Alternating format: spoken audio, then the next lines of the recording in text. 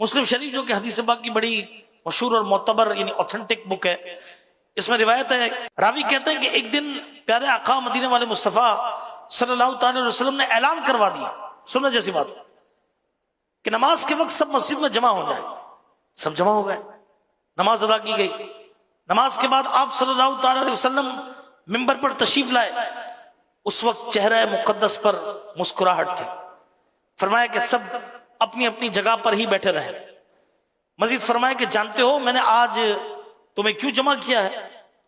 صحابہ کرام علیہم رضوان نے عرض کیا کہ اللہ و رسول عالم، یعنی اللہ پاک اور اس کے رسول صلی اللہ علیہ وسلم ہی بہتر جانتے ہیں۔ آپ صلی اللہ تعالی علیہ وسلم نے ارشاد فرمایا، بے شک میں نے تمہیں کسی بات کی رغبت دلانے یا کسی چیز سے ڈرانے کے لیے جمع نہیں کیا، بلکہ ایک واقعہ پیش آیا ہے، وہ واقعہ بتانے کے لیے جمع کیا ہے۔ واقعہ کیا ہے؟ فرمایا کہ تمیم داری پہلے غیر مسلم تھے، اب وہ آئے اور میرے ہاتھ پر بیعت کر کے اسلام قبول کیے۔ انہوں نے مجھے اپنا واقعہ بتایا۔ واقعہ کیا ہے؟ وہی باتیں جو میں تمہیں بتاتا ہوں۔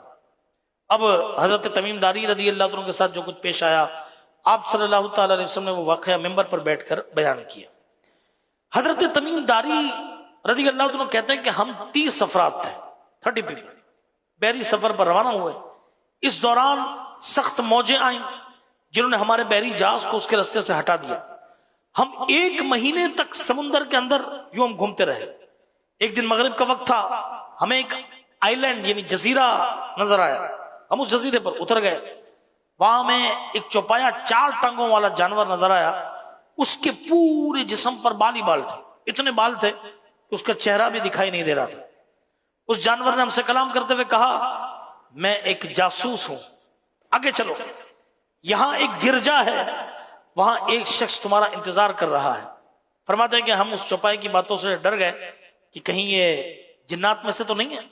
خیر ہم گرجے میں پہنچے، وہاں اتنے بڑے جسم والا انسان تھا کہ ہم نے ایسا انسان کہیں نہیں دیکھا۔ اس کو مضبوط ترین زنجیروں سے باندھا گیا۔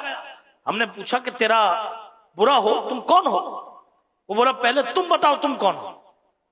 ہم نے اسے بتایا کہ ہم عرب کے رہنے والے ہیں اور راستہ بھٹک کر یہاں آ نکلے ہیں۔ اس نے پوچھا کہ بیسان نامی باغ کے متعلق، جو گارڈن ہے اس کے متعلق بتاؤ، کیا اس میں پھل لگ رہے ہیں؟ ہم نے کہا ہاں اس میں تو پھل لگتے ہیں۔ وہ بولا ان قریب وہ باغ اجڑ جائے گا۔ پھر بولا کہ بحیرہ طبریہ یعنی سی آف گیلیلی، یہ فلسطین کے قریب ایک بہت بڑی جھیل ہے، کیا اس کے اندر پانی ہے؟ ہم نے کہا